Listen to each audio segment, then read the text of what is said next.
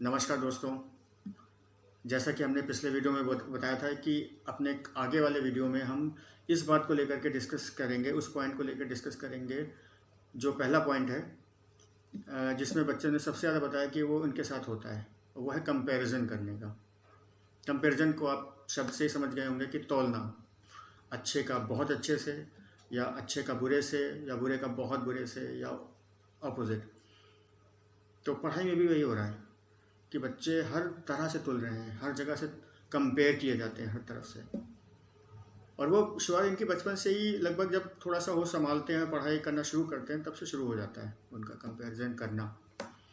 उदाहरण के तौर पे मैं आपको कुछ दूंगा कि जैसे कई बार होता है ना कि बच्चे जब नए नए स्कूल में जाते हैं, और क्योंकि बच्चों की पहली पाठशाला तो उनका घर होती है, उनके माँ बाप, उनके अपने पेरेंट्स, अपनी सराउंडिंग्स, जो वो कहते हैं उसी से सीखते हैं। फिर धीरे धीरे जब वो स्कूल ज्वाइन करते हैं तब टीचर से सीखते हैं, अपने दोस्तों से सीखते हैं, है ना? तो धीरे धीरे करके वो नई नई चीज़ें एक्सप्लोर करते हैं, और वो खूब इन्जॉय भी कर रहे होते हैं, और खुद पेरेंट्स भी खूब इन्जॉय करते हैं, क्योंकि वो नई नई चीज़ें सीख रहा है और उनको सामने बता रहा है ना, तो उनको बहुत अच्छा लगता है। तो ओवर एक्साइटमेंट में कभी कभी पेरेंट्स ऐसी बातें कर जाते हैं जो उन्हें लगता है कि ये तो ऐसा कुछ उन्होंने गलत नहीं किया, बट एक्चुअल में देखा जाए इसका लॉन्ग टर्म में इम्पैक्ट बहुत बुरा होता है, जो आज हो रहा है। फॉर एग्ज़ाम्पल, कई बार होता है कि आप, बच्चे ने कुछ नई चीज़ सीखी, आपको बताई, और आपने कहा वेरी गुड, बहुत अच्छा बेटा, कीप इट अप। और कई कई चीज़ें होती हैं कि जैसे बच्चे ने उनके क्लास में जब और बच्चे हुए, उन्होंने उससे ज़्यादा अच्छा परफॉर्म किया, या किसी एनुअल फंक्शन में गए तो देखा कि उनका बच्चा बैक पे है और धीरे धीरे करके परफॉर्म कर रहा है ग्रुप में। और कुछ बच्चे ऐसे हैं जो आउटस्टैंडिंग है, वो थोड़ा सा अच्छा परफॉर्म कर रहे हैं और उनको इम्पोर्टेंस भी ज़्यादा मिल रही है। तो आप अप्रिशिएट तो करते हो, खुश भी होते हो बहुत, वीडियो भी बनाते हो उनकी खुशी से, और हर जगह हर पेरेंट्स करते हैं। बट आप उनको इस बात को लेके मोटिवेट करते हो कि बेटा देखो, आपका वो जो बच्चा था ना, आपका जो दोस्त है, देखो कितना अच्छा बोल रहा था, आप भी वैसे बोलो, आप भी उतनी अच्छी कोशिश करो कि आपको भी फ्रंट पे बोला पड़े, मैम बुलाएं। अब आपने वो चीज़ मोटिवेशन वाली ही बोली है, देखा जाए तो कोई भी ऐसा नहीं है रॉन्ग इसमें। लेकिन अगर आपने थोड़ा सा एक चीज़ देखे कि आपने कंपेयर किया है, एट दी एंड छोटा सा कंपैरिजन था कि आपने उस बच्चे को कंपेयर किया जो अच्छा था अपने बच्चे के साथ, और आप खुद ही बच्चों को बोलते हो कि बेटा हर उंगली एक जैसी बराबर नहीं होती है, सब में अपने अपने गुण हैं। तो हो सकता है कि आपके बच्चे में कुछ और गुण हो, या आप उसको, अगर आपको सिखाना ही, देखो बच्चे को नहीं पता अभी कि वो कैसे उसको नई नई चीज़ें एक्सप्लोर करनी है, वो आप सिखा रहे हो। लेकिन आप उसको इस तरह से भी तो बोल सकते हो बेटा कि आपने बेटा बहुत अच्छा किया है, keep it up, I am proud of you, और जो जो और कमियां हैं हम तुम्हें सिखाएंगे, या टीचर से बोले, टीचर आपको सिखाएंगी, आप उसको और इन्हांस करो, ठीक है, और इस बार से और अच्छा करना। तो आपने भी वही चीज़ बोली है, आपने भी उसको मोटिवेट किया है, लेकिन इस बार कंपेयर नहीं किया, आपने सिर्फ मोटिवेट किया है कि अपनी गलतियों से सीखो और आगे बढ़ो। और आपने कई बार ऐसे एग्जाम्पल देखा होगा कि पता लगा कोई फैमिली फंक्शन हुआ, फैमिली गेट टुगेदर हुआ, बच्चे खेल रहे हैं, इंजॉय कर रहे हैं, मस्ती कर रहे हैं, और आपने, किसी बच्चे ने कहा, देखो किसी पेरेंट्स ने बोला, अब देखो हमारी बेटी ने आज इतना कुछ सीख लिया है, इसकी इतनी टेबल भी आती है, 10 की टेबल, 12 की टेबल भी आती है, ABCD भी आता है, और उसको नए नए वर्ड्स भी बनाने आते हैं, और पता लगा सुना दिया उसने अच्छे से, प्यार से, सब क्लैपिंग कर रहे हैं। अब आप पीछे कैसे रहोगे? आपने भी तो अपने बच्चे को कुछ ना कुछ सिखाया है ना, आप भी बुलाते हो तुरंत उसको। अब उसका मन नहीं है, उसका मन नहीं है कि वो अभी इस खेल को छोड़ करके वो ABCD सुनाए या कोई पोएम सुनाए, ट्विंकल ट्विंकल, लेकिन अब चूंकि पेरेंट्स ने बोला है और स्ट्रिक्टली बोला है, तो आओ आओ बेटा, आओ, नहीं सुनाओ बेटा, देखो उसने सुनाया। अब वो अपनी टूटी फूटी आवाज़ में सुनाता है, क्या करेगा, सुनाना तो है, वही पेरेंट्स बोल रहे हैं तो सुनाना तो पड़ेगा।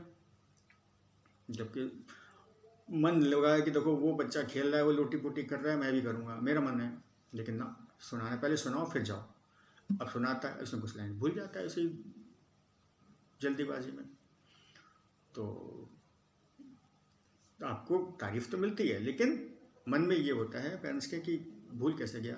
और वो आदमी बाद में आपका, जब सब पेरेंट्स चले जाते हैं, जब गेस्ट चले जाते हैं, तब आपको बुलाया जाता है अलग से, बेटा आपको कितना रटाया था हमने, आपने कितनी अच्छे से उसको याद किया था, फिर भूल गए हैं। क्या फ़ायदा हुआ इतनी मेहनत करने का। अब बेचारा बेटा सोच रहा है कि हमारा भूल गए तो इसलिए क्योंकि हमारा मन ही नहीं कर रहा था। अब वो तो नहीं बोलेगा वो चीज़। तो फिर धीरे धीरे करके जब जैसे जैसे बढ़ता है, बड़े क्लासेस में आता है, तो फिर आप फिर उसको चीज़ें कहते हो कि बेटा देखो अच्छे मार्क्स लाने, पढ़ाई बहुत अच्छे इंस्टीट्यूट में डाला है आपको, तो आपको मेहनत से चूकना नहीं है, और आपको यही पढ़ाई जो है, यही ग्रेड्स आपको फ़ायदा करेंगे आगे जाके। और प्रेशर आने लगता है धीरे धीरे करके, क्योंकि मार्क्स आने शुरू होते हैं। तो फिर आपके कुछ मार्क्स ऐसे भी होते हैं जो किसी सब्जेक्ट्स में कम होते हैं, क्योंकि शायद कम इसलिए होते हैं क्योंकि शायद या तो अच्छे से समझ में नहीं आ रहा होता, या कोशिश करते हो फिर भी वो चीज़ पकड़ नहीं पा रहे होते हो। आप फिर कोशिश करते हो, चलो और कोशिश करेंगे अच्छे मार्क्स लाएं इस बार। चांस की बात है कि वो कभी अच्छे आ जाते हैं, कभी नहीं, बट मैक्सिमम अगर आपके कम आ रहे हैं तो फिर आपकी डांट शुरू होती है, आपको कंपैरिजन शुरू होता है कि देखो फला बच्चे का कितने अच्छे मार्क्स आ रहे हैं, आपके पता नहीं क्या, आप बिल्कुल लापरवाही कर रहे हो, आप ध्यान ही नहीं दे रहे हो अपनी पढ़ाई पे। ऐसे पढ़ाई करोगे, ऐसे मार्क्स लाओगे, क्या फ़ायदा हुआ, आपको स्कूल के नाम कटवा देंगे वो। अब वो डरता है कि ऐसा क्यों कह रहे हैं पेरेंट्स, फिर मेहनत करता है, कोशिश करता है, ऐसे करते करते वो हाई स्कूल में आ जाता है। और जो अच्छे बच्चे आउट परफॉर्म करते हैं वो तो अच्छा ही है, लेकिन वो उनका दिल है नहीं पढ़ाई करने का। जो हो सकता है कि 3 सब्जेक्ट में वो फेल हो जाएं, या हो सकता है 3 में इतने कम मार्क्स आएँ कि वो बिलो एवरेज हो, तो बस डांट उनको पड़नी शुरू हो जाती है। कभी कभी तो पेरेंट्स हाथ उठा देते हैं और यहाँ तक बोलते हैं कि तुम बिल्कुल नालायक हो, तुम्हें तो किसी भी जगह पे तुम्हें तो कहीं जॉब ही नहीं मिलेगी, इतने कम मार्क्स ला रहे हो। और बच्चा क्या करे, उसको पता है कि वो नहीं कर पा रहा है, वो नहीं याद कर पा रहा है, इतनी मोटी मोटी किताबें उसको बोझ लगती हैं, नहीं याद कर पा रहा, उसका दिमाग उस चीज़ के लिए बना ही नहीं है, तो क्या करे वो ऐसे में। कई बार तो ऐसा होता है कि पेरेंट्स उस पर हाथ उठाते हैं और ऐसी ऐसी बातें बोल देते हैं जो नहीं बननी चाहिए, जो दिमाग पे बड़ा असर करती हैं। फिर वो अपने रूम में चला जाता है, किताब पढ़ के खोल के बैठ जाता है। पेरेंट्स को तो पता ही नहीं वो कितनी बार आंसू बहाया है उसने शायद। और जैसे कोई आर्ट सुनता है तुरंत आंसू पहुँचता है, ताकि पेरेंट्स को ना पता चलने पाए कि वो रो रहा था। आई एम श्योर कई बच्चों ने ऐसे किया होगा, कई बच्चों के आंसू आए होंगे ऐसे करते करते। और वो दूरियाँ खुद ही पेरेंट्स बढ़ा रहे हैं, खुद ही कंपेयर करके दूरियाँ बढ़ा रहे हैं, फिर कहते हैं बच्चा नालायक है। कभी दोस्त बनने की कोशिश करी है, कभी ये जानने की कोशिश करी कि उसका बच्चा चाहता क्या है आखिर में। अगर नहीं पढ़ाई करना चाह रहा, या किस फील्ड की पढ़ाई करना चाह रहा है, कुछ तो पता चले कि ऐसा तो है नहीं कि उसके दिमाग में कुछ चल नहीं रहा होगा, छोटा बच्चा तो है नहीं। लेकिन मैक्सिमम इंडियन पेरेंट्स के साथ प्रॉब्लम ये है कि वो अपने बच्चे को घुटने के ही बराबर मानते हैं जब से वो पैदा हुआ है, भले वो बड़ा हो जाए, लेकिन वो डिसीजन के लेने के लायक नहीं है, वो बुजुर्ग होने तक भी यही मानते हैं। जबकि एक बार मौका दे दो, उससे पूछो, तो उसके साथ तो बैठो, उसको ये तो पूछो कि क्या चाहते हो बेटा, तुम करना क्या चाहते हो लाइफ में, मुझे बताओ। कोई ज़रूरी नहीं है कि तुम अगर अच्छे मार्क्स ला रहे हो तभी तुम बेस्ट हो, नहीं है, कोई ज़रूरी नहीं है। तुम अगर नहीं भी ला रहे हो तो हमें ये बताओ किस में तुम्हारा इंटरेस्ट है, जो तुम्हें लगता है कि अगर तुम्हें वो एक फील्ड मिल जाए तो पूरी ज़िंदगी करोगे, तुम बिल्कुल बोर नहीं होगे। एक बार पूछ के तो देखो, शायद हो सकता है कुछ ऐसी फील्ड बता दे, लेकिन उसके लिए आपको मेंटली रेडी रहना पड़ेगा। ये नहीं कि बच्चे ने अगर कह दिया कि स्पोर्ट्स में जाना है तो आप ये कहो ये कौन सी फील्ड हुई, इसमें तुम्हें क्या कमाओगे। नॉर्मली ये होता है कि हम कमाने पे ज़्यादा ध्यान देते हैं, पैशन को फॉलो करने पे नहीं। और ये हर बच्चे के साथ होता है। अगर वो एक नॉर्मल फील्ड से अलग हट जाए, लाइक डॉक्टर, इंजीनियर, या कोई भी एक इस तरह की फील्ड ले लो जिसमें टेक्निकलिटीज़ हैं, लाइक प्रोग्रामर्स, या इस तरह की फील्ड से अगर हट जाओ, तो वो उनके लिए एक जानलेवा हो जाती है, एक सरदर्दी हो जाती है कि यार इसमें क्या स्कोप है बच्चे का, आर्ट्स में क्या स्कोप है किसी भी लड़के का, या शेफ़ बनने में कितना ज़्यादा पैसा खर्च आ जाएगा, या कोई ट्रैवल करना चाहता है, ट्रैवल में क्या स्कोप है, उसमें क्या कमाओगे। पर कमाना पहले है, पैशन को बाद में फॉलो करोगे। तो आप भूल जाओ कि आप कुछ पैशन फॉलो कर पाओगे, आपको इन्हीं फील्ड में से चुनना पड़ेगा। उसके जब अन कर लो तो अपनी ज़िंदगी खुद अपने आप से चलाओ, वो कभी हो नहीं पाता है। यही होता है कि आप खुद अपने पेरेंट्स से भी पूछो कि आप क्या करना चाहते थे, आपका पैशन क्या था, तो वो 60 साल के बाद भी वही चीज़ रो रहे होते हैं जो वो 40 साल पहले रो रहे होते हैं। कि हम ये करना चाहते थे लेकिन तुम्हारी पढ़ाई में इतना पैसा खर्च हो गया इसलिए हम कैसे नहीं कर पाए। और वही चीज़ वो अपने बच्चों में दे रहे हैं कि तुम भी वही करो क्योंकि उन्होंने तुम्हारे पर पैसा खर्च किया है। तो क्या ज़रूरी है कि अच्छे मार्क्स लाएं तभी वो फील्ड चुन सकता है? जब मार्क्स लाने का क्राइटेरिया हमारा ये है कि जितने मार्क्स लाओगे उतनी अच्छी नौकरी मिलेगी, तो अगर देखा जाए तो हमारा क्राइटेरिया ही गलत है। इसीलिए आज बच्चे अगर एक भी जॉब छूटती है ना, चाहे अगर खुद पेरेंट्स से पूछ लो अगर आपकी जॉब छूट जाए तो अब क्या होगा, तो वो ये नहीं सोचेंगे कि क्या करेंगे, कुछ और नई चीज़ ट्राई करेंगे ना, वो कहेंगे नई जॉब पकड़ेंगे। फिर वो डेस्परेटली पकड़ेंगे लेकिन वो नई जॉब ही लेंगे क्योंकि उनकी भी मजबूरी, उन्होंने पढ़ाई वही करी है, उन्होंने इसके अलावा कुछ पढ़ाई करी ही नहीं है कि जिसको जो जॉब के अलावा कुछ कॉन्फिडेंस दे पाए। तो हम बच्चे से भी एक्सपेक्ट यही करते हैं। फिर जब वो 12th में आ जाता है और बच्चा कहीं मान लो 2nd डिवीज़न पास हुआ या और ऐसे में अगर कहीं 12th में वो फेल हो गया तो बस फिर तो उसको ऐसे ताने सुनने को मिलते हैं कि जो आप उम्मीद भी नहीं करोगे। नकारा, निकम्मा, नालायक, किसी लायक नहीं छोड़ा मुझे, या देखना तुम्हारे साथ के बच्चे आगे निकल जाएंगे, तुम ही पीछे रह जाओगे, तुम कुछ नहीं निकल पाओगे, तुम हो ही इस लायक। और बहुत बातें करते हैं, ऐसी बातें। तो ऐसे में बच्चा डिप्रेशन में नहीं जाएगा, डरेगा नहीं तो और क्या करेगा? पढ़ाई कोई उसने फेल होने के लिए तो नहीं करी। हर बच्चा मेहनत इसीलिए करता है कि वो अच्छे मार्क्स लाए, माँ बाप के प्राउड बने, इसलिए तो नहीं करेगा ना कि वो फेल हो जाए। लेकिन उन पेरेंट्स को कैसे समझाएं कि वो उस पढ़ाई के लिए बना ही नहीं है, उसके पैशन ही अलग है, आपने समझा नहीं उसको। हो सकता है कि वो स्पोर्ट्स में जाना चाहता हो सकता है वो आर्ट्स में जाना चाहता हो सकता है वो शेफ़ बनना चाहता हो सकता है वो प्रोग्रामर बनना चाहता हो, या हो सकता है कि वो किसी ऐसी फील्ड में जाता है जिसमें ट्रैवल का है शौक, या उसके बोलना बहुत पसंद है उसको, बच्चे को वो एक आरजे बनना चाहता है या वीडियो जॉकी बनना चाहता है या अपना एक बैंड खोलना चाहता है, इंस्ट्रूमेंटल उसको बहुत पसंद है, इंस्ट्रूमेंट्स बनाना। तो ये सब अलग फील्ड हैं, नॉर्मल जो पढ़ाई में नहीं सिखाई जाएंगी आपको, उसकी फील्ड ही अलग होती है, वो प्रोफेशनल फील्ड्स कहलाती हैं, क्रिएटिव फील्ड जिसे कहते हो कहलाती हैं। बट कितने पेरेंट्स सजग हैं, कितने पेरेंट्स रेडी हैं मेंटली कि हाँ कोई बात नहीं, नई पढ़ाई करना चाहता कोई फ़र्क नहीं पड़ता, जितना एक बेसिक मिनिमम एक पास कर ले उसके बाद वो प्रोफेशनल फील्ड चुने, हमें कोई मतलब नहीं है इस चीज़ से कि हमको कोई कंपेयर नहीं करना है। कितने पेरेंट्स रेडी हैं इस बात को लेकर? नहीं, कोई ऑलमोस्ट नहीं के बराबर। फिर वो बच्चों को भेज देते हैं एक अलग शहर में किसी अलग अलग कंपटीशन की तैयारी करने के लिए।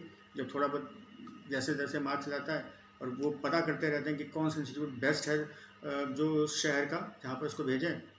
तो आपने कोटा का जो नाम बहुत फेमस सुन रखा है इसमें कि क्या हादसे होते हैं और कितना ज़्यादा हो रहे हैं उस पर। अब तो IITians जो पढ़ाई करते हैं, जो सिलेक्शन पा चुके होते हैं, वो भी सुसाइड केस बढ़ते जा रहे हैं। तो आप समझ सकते हो क्या हालत है हमारे एकेडमिक प्रेशर की, क्या एजुकेशन सिस्टम की हालत है। और हमारे पास ऐसे सब्जेक्ट ज़्यादा हैं जो थ्योरेटिकल ज़्यादा हैं, प्रैक्टिकल कम है। इसलिए हमारी जितने भी इंडियन समझ लो हैं स्टूडेंट्स या जो भी पास होकर निकलते हैं या जॉब करते हैं, वो मैक्सिमम जॉब ही पकड़ने की कोशिश करते हैं, उसके अलावा कोई स्कोप नहीं है। इसलिए आपने देखा होगा हमारी गवर्नमेंट भी इसी चीज़ को ज़्यादा प्रेरित करती है कि जितनी जितनी कंपनियाँ आएंगी उतने ज़्यादा हम लेबर प्रोवाइड कर पाएंगे। We are just spawned like labours, हम उनको सर्विस प्रोवाइड करने के लिए ज़्यादा उत्सुक हैं। हम सर्विस प्रोवाइडर्स हैं, हम क्रिएटिव नहीं कह जाएंगे अपने आप को। इसलिए हम कोई अगर बिज़नेस की बात करते हैं तब भी हम सर्विस ही प्रोवाइड कर रहे होते हैं किसी MNCs को, किसी बाहर की कंपनी को। आप खुद अपने आप को देखिए, कंपेयर करके देखिए इस चीज़ से कि आप खुद क्या कर रहे हैं। We are just service providers, we are just doing job, nothing more. तो ऐसे में बच्चा अगर कम मार्क्स लाता भी है तो क्या फ़र्क पड़ जाएगा? घर छोटा होगा, गाड़ी छोटी होगा तो एट द एंड मैं इतना श्योर हूँ कि उसको होगा जरूर, क्योंकि जॉब के लिए आपको ग्रेड्स की ज़रूरत नहीं होती, एक्सपीरियंस की ज़रूरत होती है। वो किसी ऐसे प्रोफेशनल कंपनी में लगा दो एज ए ट्रेनिंग, धीरे धीरे सीख जाएगा।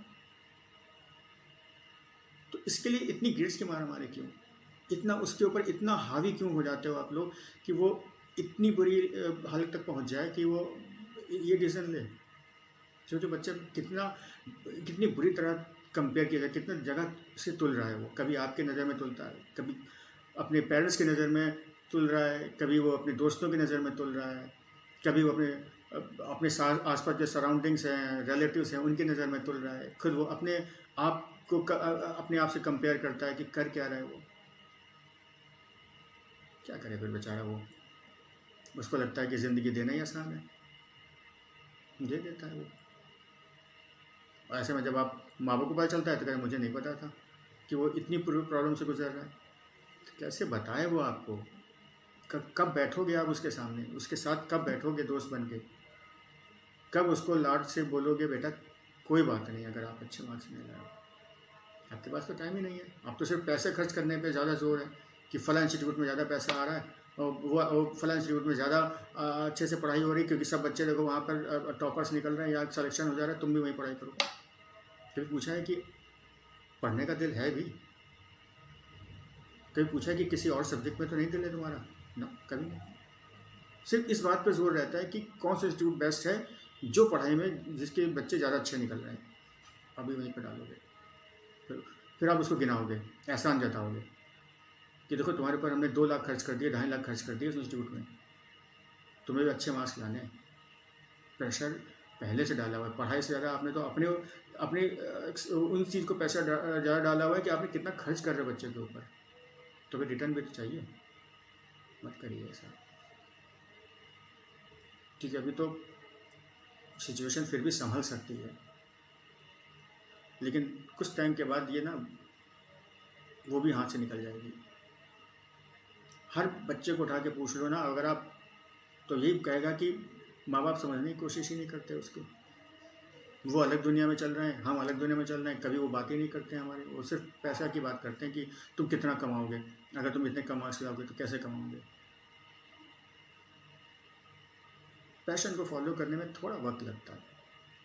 अगर आप वो मौका दोगे तो डेफिनेटली आज से डाउन द लाइन 10 साल ले लो टारगेट, मैं बता रहा हूँ वो भी वही कर रहा होगा, वो ज़्यादा एंथुजियाज्म के साथ कर रहा होगा जितना आपके बच्चे जो जिनसे आप कंपेयर करते थे उनके साथ।